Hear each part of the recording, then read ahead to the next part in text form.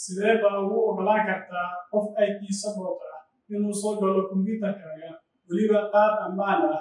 adigoo maamulayo waqtiga uu ku jirayo sidoo kale arki kara waxa uu samaynayo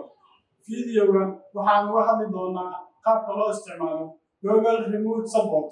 waxaan nahay waran kalaw waxa aan baartina nahay Google Workspace waxaan ka shaqeynaa horumarinta ganacsiga dalka bismillah markuu horeyso waxa loo baahan yahay inaad la soo degtid Google Remote waxaad imaanaysaa browserkaaga waxaad ku qoraysaa Google Remote Desktop waxaad ku dhufanaysaa linka ugu horeeya ee ku soo baxo waxaad dooranaysaa Share My Screen waxaad ku dhufanaysaa halkan ay ku qoran tahay Download Chrome Remote Desktop ama iconkaas downloadka ah wuxuu ku keenayaa halkan waxaadna leedahay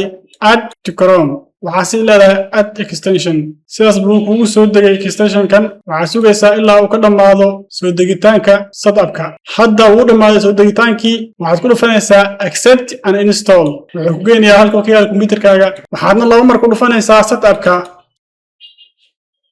hadda sidaas waxaa kuugu degsan Google Remote Support waxaad tagaysaa halkan ay ku qoran tahay Remote Access waxaad leedahay turn on halkan waxaad ku qoraysaa magaca kombiyuutarka meeshan waxaad ku qoraysaa pin ka kooban ilaa iyo 6 lambar mar labaad waxaad ku celinaysaa isla pinkii waxaad leedahay start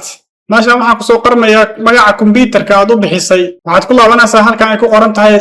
Remote Support haddii aad u baahan tahay in aad u shirgelisid screen-kaaga qof kale waxaad ku dhufanaysaa generate code wuxuu ku siinayaa code ka kooban ilaa iyo 12 number waxaad diraysaa qofka kale aad u baahan tahay inuu arko screen-kaaga ama ka howlgalo ogow koodkani wuxuu ku dhacayaa muddo 5 daqiiqo ah haddii aanu qofka soo galin markaad u dirto qofka koodka wuxuu gelinayaa halkan ay ku qoran tahay access code kadibna wuxuu leeyahay connect sidaas ayuu ku soo galayaa kombiyuutarkaaga